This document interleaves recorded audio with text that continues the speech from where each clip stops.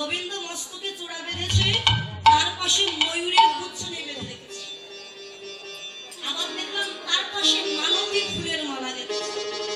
এই যে মা বলেন তো কোন ফুলে কৃষ্ণ সেবায় লাগে না? কোন ফুল মা? আষাঢ়ি ফুল। অনেকে বলে শিমুল ফুল, পলাশ ফুল, লাল ফুল, ডুমুরের ফুল, এগুলো বাইরে জগতের ফুল।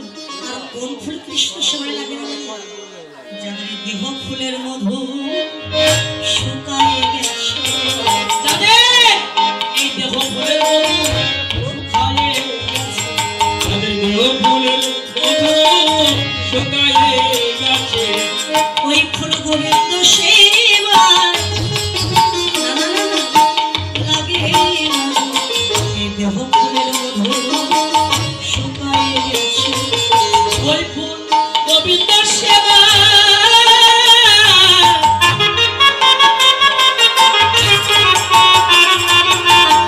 লাগে না।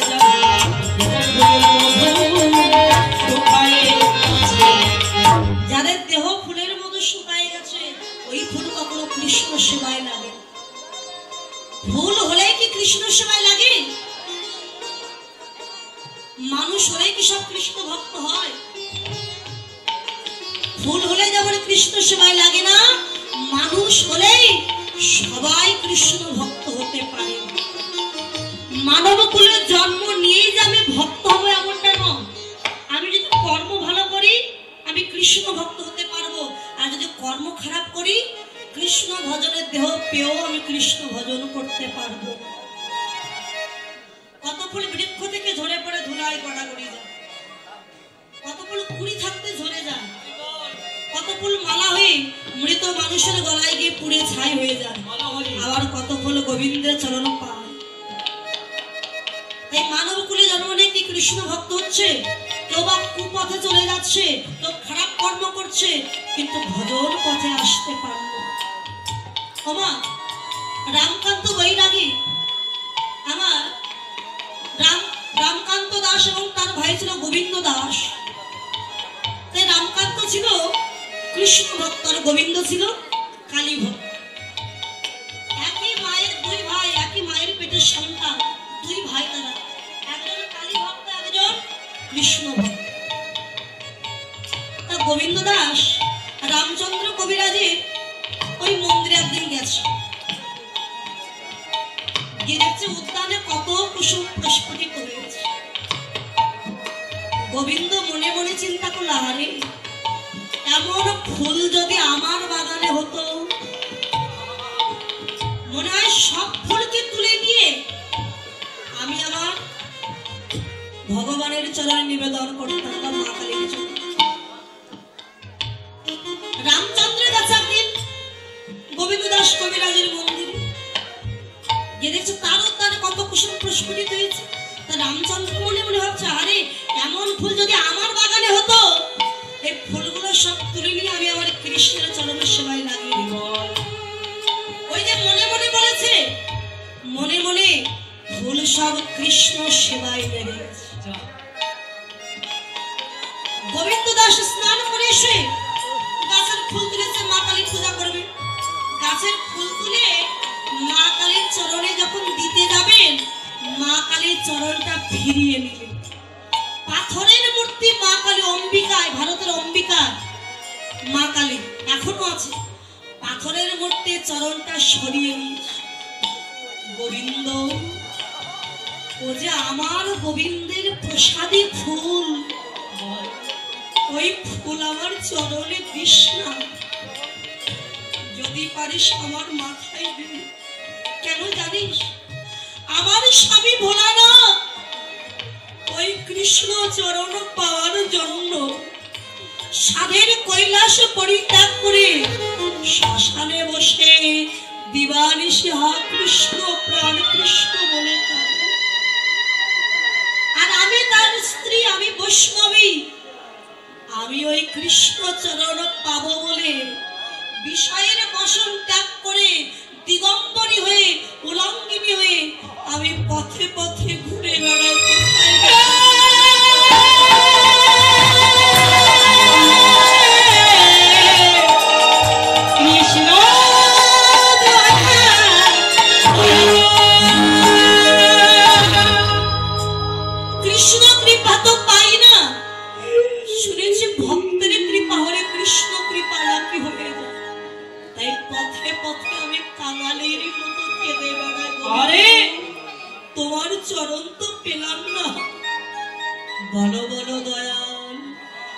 কোথায় গেলে পাবো কৃষ্ণ ভক্তের চরণ? আমি কোথায় গেলে পাবো কৃষ্ণ ভক্তের চরণ? কোথায় গেলে পাবো কৃষ্ণ ভক্তের চরণ?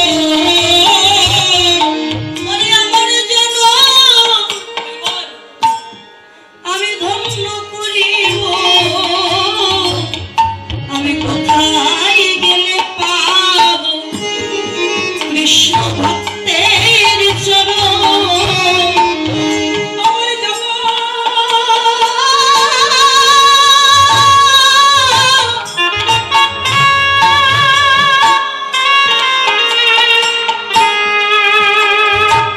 আমার যাব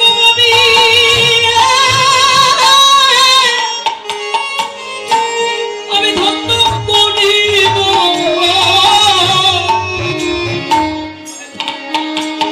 কোথায় গেলে পাবো কৃষ্ণ ভক্তের সঙ্গ?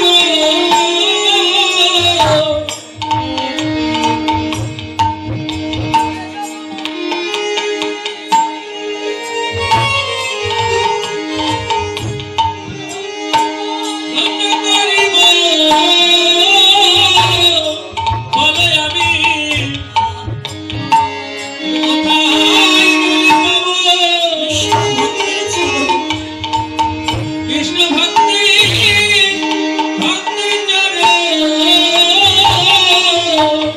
আমার এমন ভাগ্য,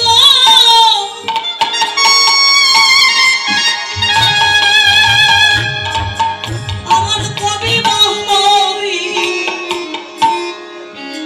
যেদিন কৃষ্ণ বলে আমার নয়ন ঝরবে।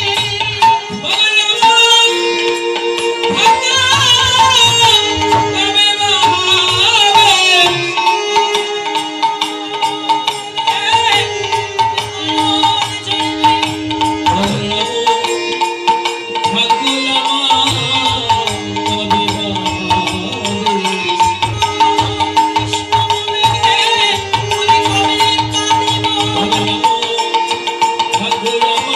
কবে বাহাবে কৃষ্ণ বলে কবি কাঁদিব।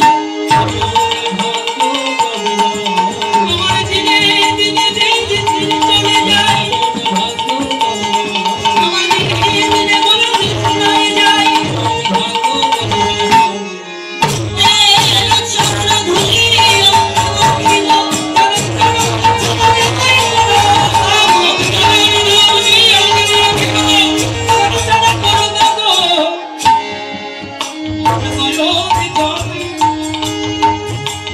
চরণে করে ঘুমাইব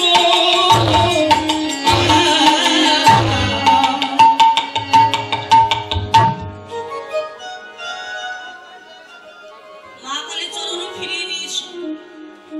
গোবিন্দ দাস কবিরাজ মা কালীর ভাব দর্শন করে বললেন, মন ভজন যদি করতে হয়, মা কালী যাকে পাওয়ার জন্য কাঁদে সে কৃষ্ণ ভজন কর। দেবতা কিংবা দেবী এনারা কিন্তু ভগবানের অংশ বলা। এতে চাংশ কলা পুংস কৃষ্ণস্ত ভগবান স্বয়ং ইন্দ্রাণী ব্যাকুলং লোকং মুরান্তি যোগে যোগে। সমস্ত দেবতা দেবী ভগবানের অংশ অথবা কলা, কিন্তু ভগবান স্বয়ং তিনি একা ঈশ্বর, তিনি সৃষ্টিকর্তা, তিনি জগতের মালিক, তিনি সব কিছুর মূলে, তিনি সর্বৈশ্বর্যময় পূর্ণ ভগবান। ঐশ্বর্য বীর্য যশ শ্রী জ্ঞান এই সর্ব ঐশ্বর্য যার মধ্যে বিরাজমান, তিনি হলেন ভক্তের ভগবান। নারায়ণ ইনি ভগবান নন, নারায়ণ হচ্ছেন 60 গুণের অধিকারী, মানুষ হচ্ছে 50 গুণের অধিকারী, দেবতাগণ 55 গুণের অধিকারী, নারায়ণ 60 গুণের অধিকারী, কৃষ্ণ 64 গুণের অধিকারী। যার মধ্যে 4টি গুণ বেশি ছিল। কি কি গুণ? লীলা মাধুরী, গুণ মাধুরী, রূপ মাধুরী, বেণু মাধুরী। এই 4টি গুণ বেশি, সেই তো ভক্তের ভগবান। ঈশ্বর শব্দের অর্থ হচ্ছে নিয়ন্ত্রণ কর্তা, যিনি জগতের নিয়ন্ত্রণ করেন। এ জগতে প্রত্যেকটা ব্যক্তি কিছু না কিছু নিয়ন্ত্রণ কিন্তু করেন। পিতা নিয়ন্ত্রণ করেন তার পুত্রকে বা কন্যাকে বা তার স্ত্রীকে, আর গুরু নিয়ন্ত্রণ করেন তার শিষ্য বা শিষ্যাকে, মাস্টার মশাই নিয়ন্ত্রণ করেন তার স্কুলের ছাত্রছাত্রীকে। তাহলে এনারা সকলে একজনকে নিয়ন্ত্রণ করতে পারেন, আর ভগবান তিনি সারা জগতের নিয়ন্ত্রণ করেন, তাই তিনি ঈশ্বর পরম।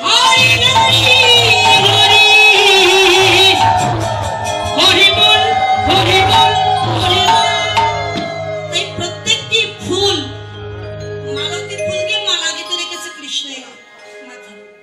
এক একটি ফুলের উপর এক একটি করে ভ্রমর বসে মধু পান করছে। তাই প্রত্যেকটা ফুলে যদি এক একটি ভ্রমর থাকে, হঠাৎ দেখে মনে হয় ওটা ফুলের মালা নয়, বধূ ভ্রমরের মালা পরেছে, বধূ ভ্রমরের মালা পরেছে, বধূ ভ্রমরের মালা পরেছে। হঠাৎ দেখিল এই মনে হয় ভ্রমরের মালা পরেছে।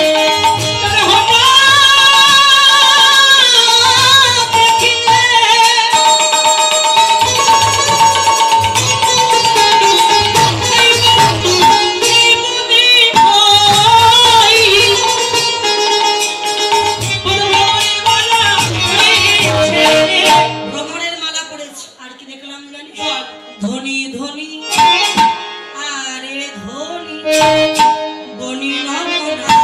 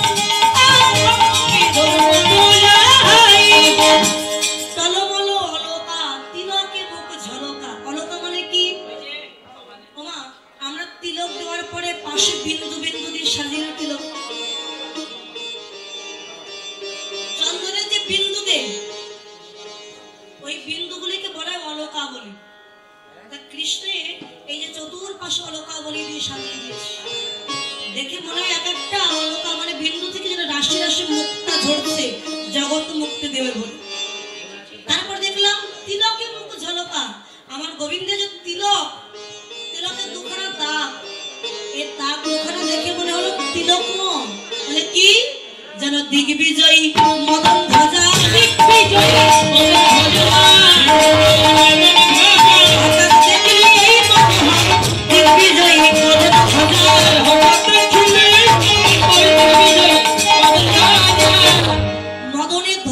দিগ্বিজয়ী।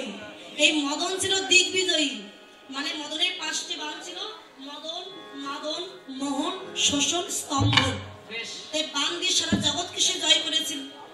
এখন পঞ্চম বাণ নিক্ষেপ করেছিল কৃষ্ণের উপরে।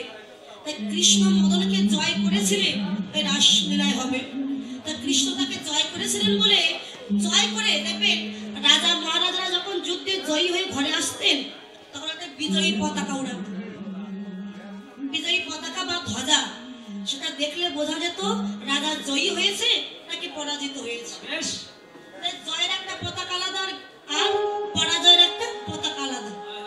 যখন এই দাগ দোকানে দেখলাম মনে হলো কৃষ্ণ মদনকে জয় করে ওই দিগ্বিজয়ী মদনের ধ্বজা নিজের কপালে উড়িয়ে দিয়েছে। সে মদনকে জয় করেছে। মদনকে জয় করে গোবিন্দের নাম হলো মদন মোহন।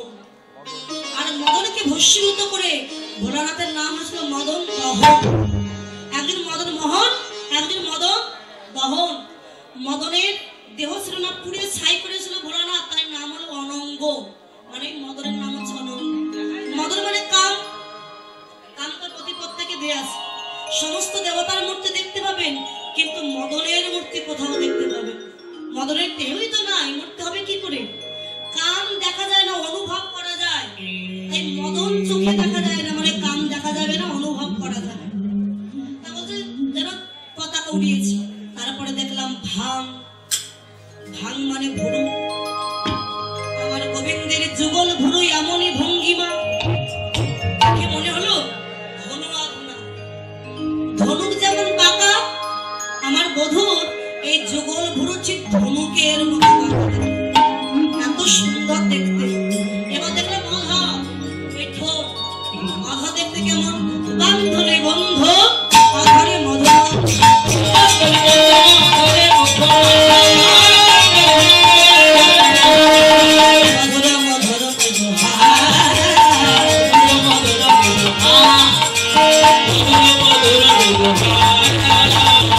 এই অধর দেখতে ঠিক বান্ধুলি ফলের মতো। বান্ধুলি ফলটা কি? ওমা, জাগতিক জগতে বান্ধুলি ফল আমরা সবাই চিনি, কিন্তু ব্রজবুলি ভাষা আমরা বুঝতে পারছি না। বাবা, বাগানে হয় দেখেছেন কালাকসুর ফল? চেনেন তো? যে মা ঘুমাচ্ছেন সেই মা আগে বলুন। কালাকসুর ফল চেনেন না? পাখিতে খায়, পটলের মতো দেখতে হয়, সবুজ। আচ্ছা, ওই ফলের ফুলটা কেমন রং বলেন তো?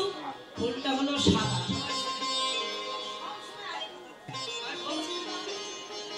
সাদা? আচ্ছা বল। ফুল সাদা নাকি লাল না কালো? সাদা। আচ্ছা, ফলটা যখন পেকে যায় তখন কেমন রং হয়? সাদা। লাল হয় না? ওই ফলটাকে বলে বান্ধুলি ফল। কালাকসুর ফল যেমন লাল পেকে গেলে, আমার গোবিন্দের এই অধর দুটি দেখলাম ঠিক কালাকসুর ফলের মতো লাল। মনে হয় বধূ যেন অধরে কুমকুম লাগিয়েছে, বা লিপস্টিক আমরা যেটাকে বলি, কুমকুম লাগিয়েছে, এত সুন্দর লাল। যচুপদ মদমন্তর ভরত হি গোবিন্দ দাস। আমি কিরূপ হেরিন কালিন্দির কুলে, কিরূপ হেরিন কালিন্দির কুলে, অতি অপরূপ পদমঙ্গলে, অতি অপরূপ পদমঙ্গলে, আচল চপল মেঘের গায়, আচল চপল মেঘের গায়, রহিতে শশাঙ্কের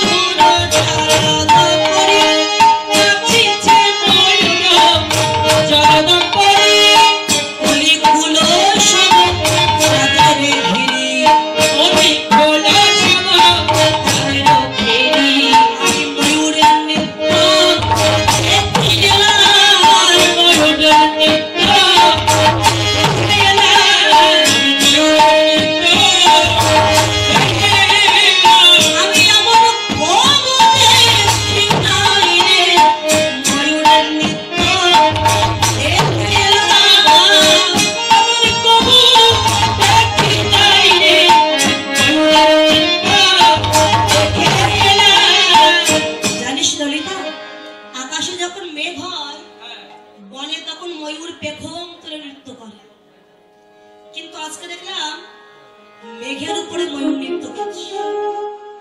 এই রাধে, বল। তোর কি মাথা ঠিক আছে? মেঘের উপরে কোনোদিন ময়ূর নৃত্য করতে পারে? কিন্তু আমি যে দেখেছি সত্যি। আচ্ছা কোথায় দেখলি বল?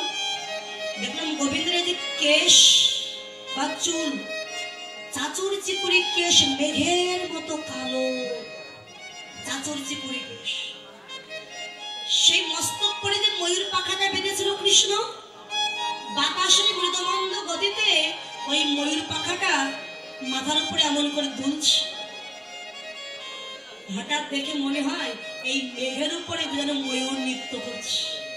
আর কে দেখলাম জানো? হ্যাঁ, আরো অদ্ভুত প্রভৃতি নারী, আরো অদ্ভুত প্রভৃতি নারী, কথায় মেঘ কথায় না রহে বাড়ি, হৃদয় মাঝারে প্রবেশ করে, নয়নের পথে বাড়ি বাড়ি,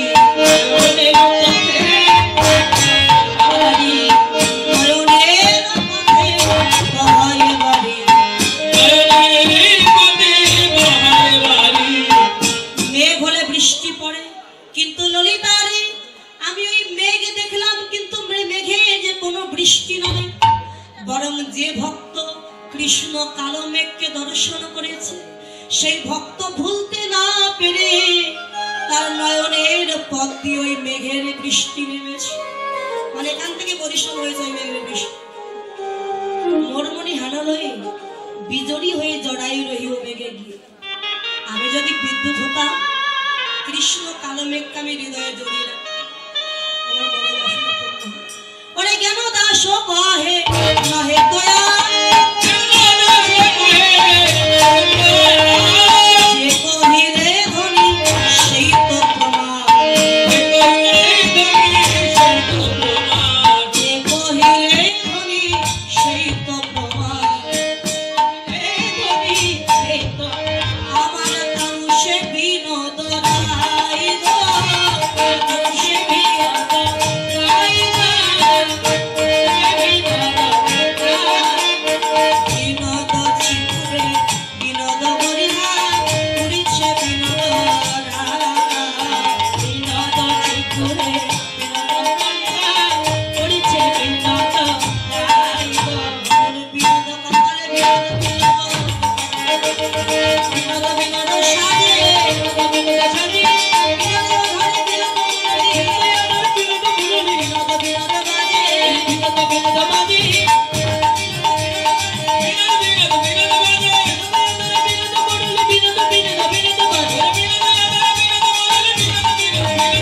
বিনোদ গলায় বিনোদ মালা,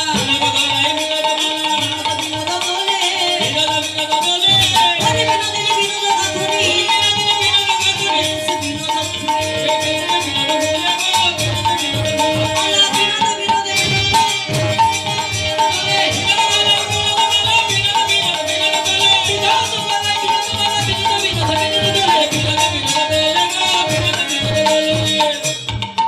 গোবিন্দের গলায় দেখলাম তিনটে মালা। যে বিনোদিনী মালা তিনটে গেঁথেছে তার জীবন ধন্য, কারণ তার হাতের গাঁথা মালা আমার গোবিন্দের গলার সৌরভ্য করছে। মালা তিনটে কোথায় দেখলাম? আজানুলম্বিত বনফুলের মালা। আজানুলম্বিত কাকে বলে? এই যে আপনি দাঁড়িয়ে আছেন, আপনার হাত কিন্তু হাঁটুর উপরে পড়েছে, কিন্তু মহাপ্রভু যখন দাঁড়িয়ে থাকতেন বা কৃষ্ণ দাঁড়িয়ে থাকতেন, কৃষ্ণের হাত অনায়াসে হাঁটুর নিচে চলে যেত। যখন হাঁটুর নিচে চলে যায় সেটাকে বলা হয় আজানুলম্বিত বাহু। তা প্রভু যখন মালা পড়েছে সেই মালাটা এই হাঁটুর নিচে, এটাকে বলা আজানুলম্বিত মালা। সেটা হচ্ছে গুঞ্জা ফুলের মালা, এই যে হাঁটুর নিচে পড়েছে। আর একটা দেখলাম কি আপির মালা। সে আপির মালাটা কোথায়? আর বৈজয়ন্তী মালা, একটা নাভি দেশে পড়েছে, একটা বক্ষ দেশে পড়েছে। এই তিনটি মালা আমি দেখলাম। আর কি দেখলাম জানো? বল। বিনোদ কোটিতে বিনোদ ঘটি, বিনোদ সাজে, বিনোদ সাজে, বিনোদ সাজে, বিনোদ চরণে বিনোদ পুরা,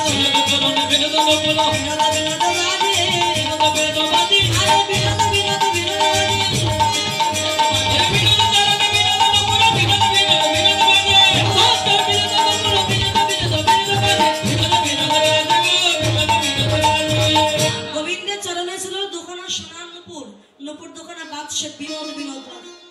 কি বাজছে? নুপুরের আওয়াজ কেমন মা? হ্যাঁ আমি কি কিনে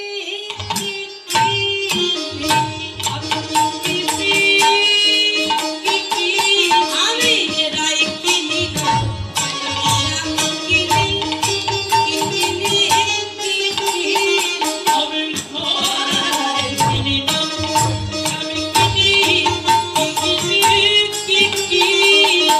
কি কিনবো? রাই নাকি শ্যাম? মহাজন বলেন উপর যদি কিনতেই হয় রাধা কেন, মানে রাধা আশ্রয় করো, বিষয়রূপী কৃষ্ণ এমনিতেই পেয়ে যাবে।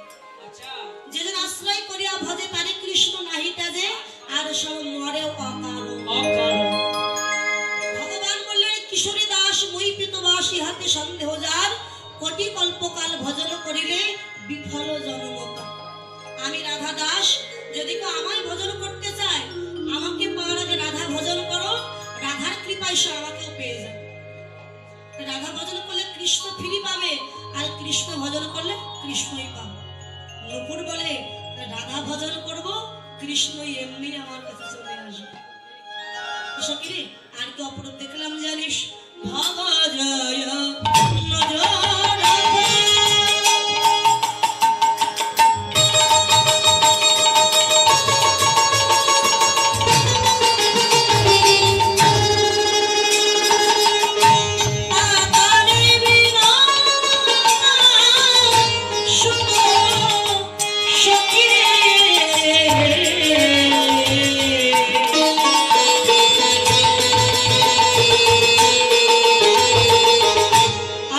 খেলাম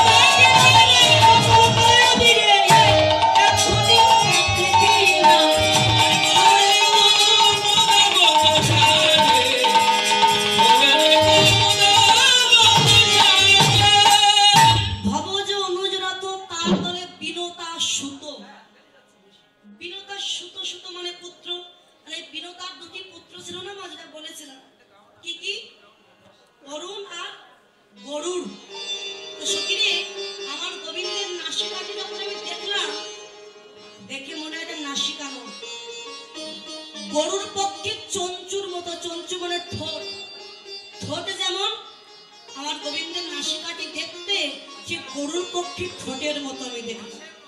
তাই বিনত শত করোরে কুমুদ বন্ধু সাজ। আর দেখলাম কি জানিস? দেখেছিস? কুন্তির নন্দন মূলে কশ্যপ নন্দন দলে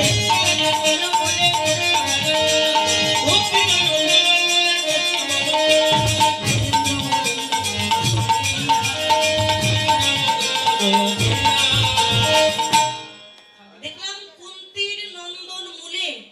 কুন্তির পুত্র ছিল না? কুন্তির কয়টা পুত্র ছিল? নন্দন মানে তো পুত্র, তা কুন্তির পুত্র ছিল আমরা জানি পঞ্চ পাণ্ডব। শুধু কি 5 জন পুত্র ছিল নাকি আরো কোনো পুত্র ছিল? ছিল, যার নাম ছিল কর্ণ। রায়গণী বললেন কুন্তির নন্দন মূলে, মানে কুন্তির পুত্র কর্ণ, কর্ণমূলে। আমি যখন দেখলাম গোবিন্দের কানের দুল, দেখে বলে কানের দুল নয়, কেমন কশ্যপ নন্দন, না কশ্যপের ঔরসে কদ্রুর গর্ভে হয়েছিল সর্বকুলের জন্ম। তা গোবিন্দ যে কানের দুল পড়েছে, হঠাৎ দেখলে মনে হয় কানের দুল নয়, এক একটা বিষধর সর্প ফনা তুলে দুলছে। আমার মন মানিককে গিলবে বলে কানের দুল হয়ে যেন ফনা তুলে দুলছে। আর কি দেখলাম? খগেন্দ্র নিকটে বসি রসেন্দ্র মনোমতে কোন অধিকার আর সচিপতি রিপুসুতা বাহন বিজুলতা গোপনীরা খরগেন ভাষা। এবার বলি শোন, আমার গোবিন্দ যে বস্ত্রটি পরিধান করেছে বসন্তী কেমন জানিস? সচিপতি, পতি মানে স্বামী, সতীর স্বামী হলো দেবরাজ ইন্দ্র। ইন্দ্রের উপর তো শৈল রাজা, শৈল সুতা পার্বতী। সতী মারা যাওয়ার পরে আবার জন্ম নিয়েছিলেন শৈল রাজার কন্যা হয়ে, বা গিরিরাজের কন্যা, হিমালয় রাজের কন্যা পার্বতী। তাই সখী বাহন ও বিজুলতা, বলতো পার্বতীর বাহন কি? আমি আর বলবো না। পার্বতীর বাহন বাঘ নাকি সিংহ? সিংহ। সিংহের অঙ্গের বরণ যেমন পীত বর্ণ, আমার গোবিন্দ যে বস্ত্রটি পরিধান করেছে ঠিক সিংহের অঙ্গের বরণের মতো পীত বর্ণ বা হলুদ বসন দেখলাম। রূপনী রক্ষা গান দাসের দর্শন। এতক্ষণ তো বোধ রূপের কথা বললাম, এবার গুণের কথা বলিস। অলপভা কষে বলা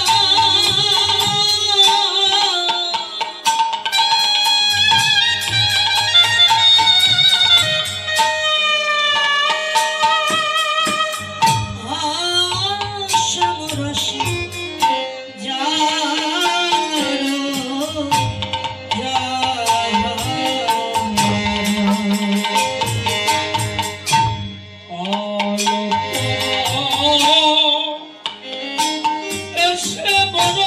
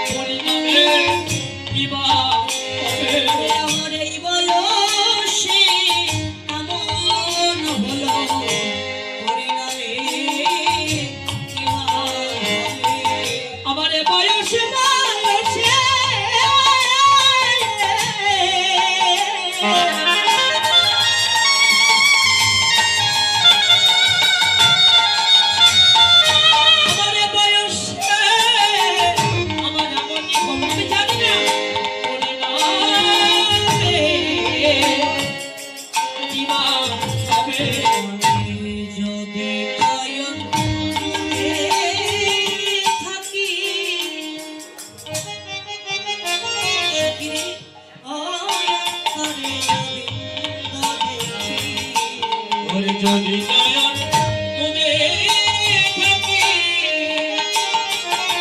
ও অন্তরে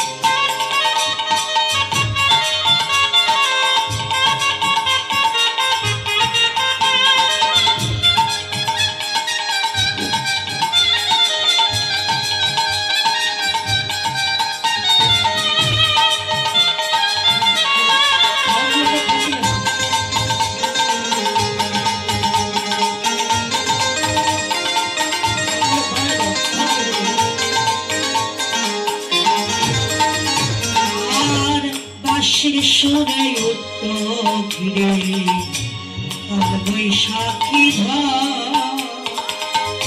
ভরা গাঙে হারাইতা রাধারি অন্তরে গো রাধারি অন্তর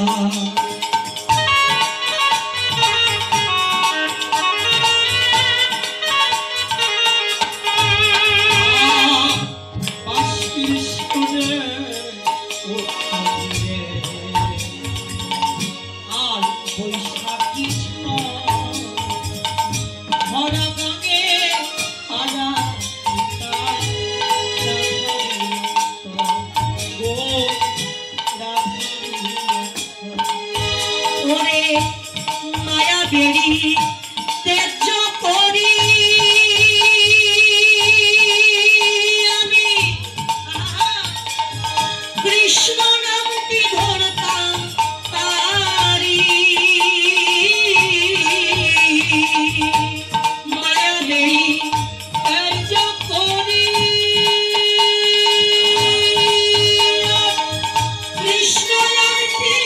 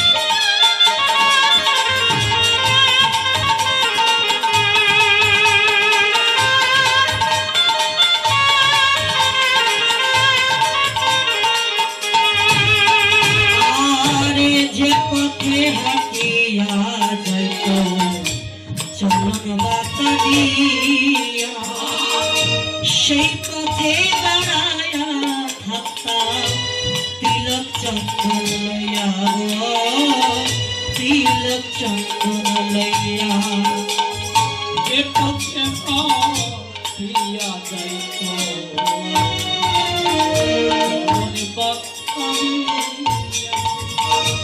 সে পথে দাঁড়াইয়া থাকতাম তিলক চন্দন লইয়া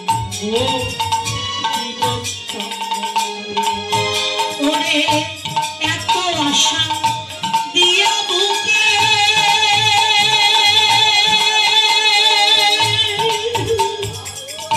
সে যদি দাঁড়ায়া থাকে এত আশা দিয়া বুকে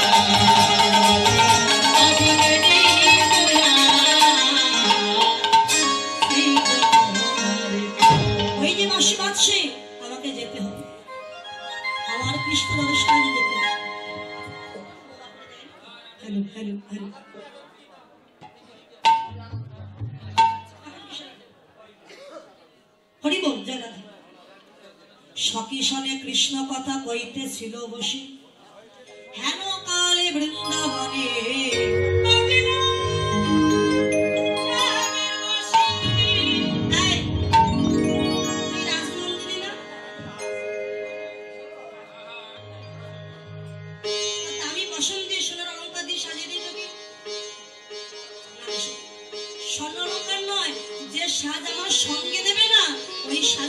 সাজতে চাই না, যদি পারিস চন্দন দিয়ে সর্বাঙ্গে কৃষ্ণ নাম লিখে। আমি কৃষ্ণ নামে অলঙ্কারে সাজাই, আমি কৃষ্ণ নামে সাজাই। আয় তাকে সাজা। সাজিছে বিনোদিনী রায়, সাজাবি? আচ্ছা রায় বাড়িতে সাজছে, সকলে উঠে ধরে সাজিছে বিনোদিনী রায়, সাজিছে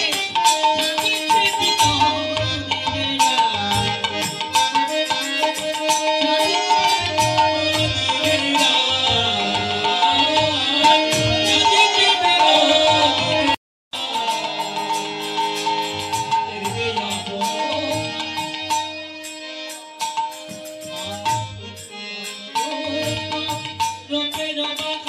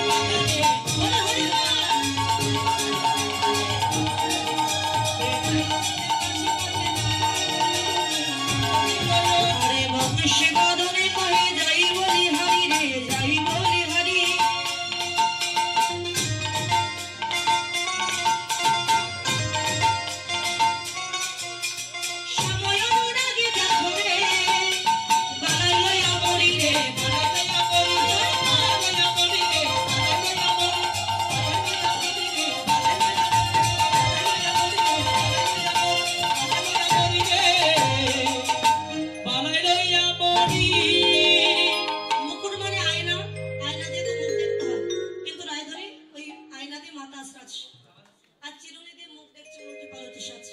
যে আলতা পড়তে হয় চরণে, আলতারে নয়নে পড়ছে, আর নয়নের কাজল চরণে পড়ছে উল্টি পালটি সাজ। বাঁশি বাজলে তো আর কারো জ্ঞান থাকে না, যেতে হবে। তাই সতীদিন নিয়ে রায়ধনী অভিসারে চললেন। সময় অভিসারে চলে বিনোদিনী রাধা, বিনোদিনী রাধা।